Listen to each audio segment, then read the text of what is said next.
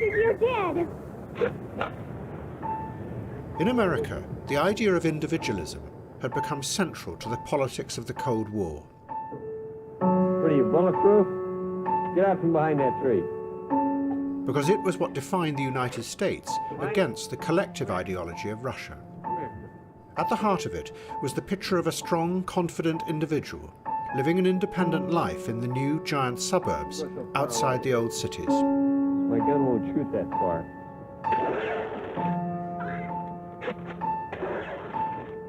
But there was a weakness, because the people in the suburbs were alone. And in their isolation, away from the old communities, they started to become fearful and lost.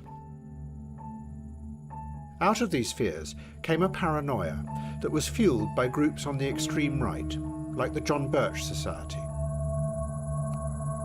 And to the republic for which it stands, one nation, under God, indivisible. They said that the American government had been taken over by hidden groups, controlled by the communists.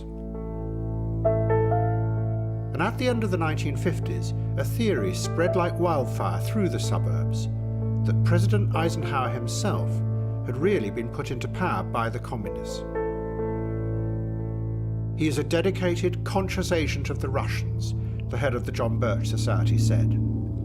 That conclusion is based on detailed evidence so extensive that it is beyond any reasonable doubt. But this paranoia was not a new thing. An influential political scientist called Richard Hofstadter published an article that caused a sensation. He said that there had always been a dark paranoia built into America from the very start. The first settlers had come from Europe to America to flee from the corruption of power in the old world. But although they had got away from the old power, they hadn't got away from their suspicious minds. And alone, out in the vast wilderness of the new America, that led them to imagining dark, hidden conspiracies in their own government, far away in Washington.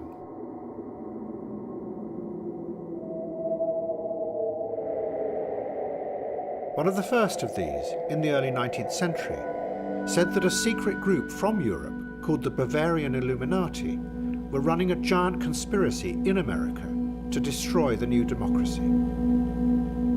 In reality, the Illuminati had been a utopian movement who wanted to replace religion with reason. But instead, they now became the first of a series of frightening suspicions that fed off the isolation of the settlers in the New World.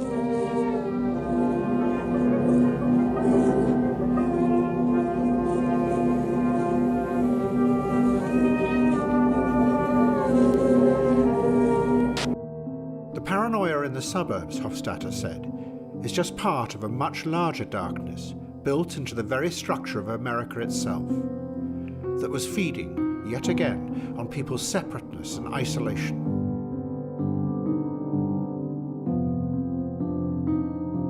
But in the same suburbs, there was a new movement rising up that was going to confront and challenge these fears.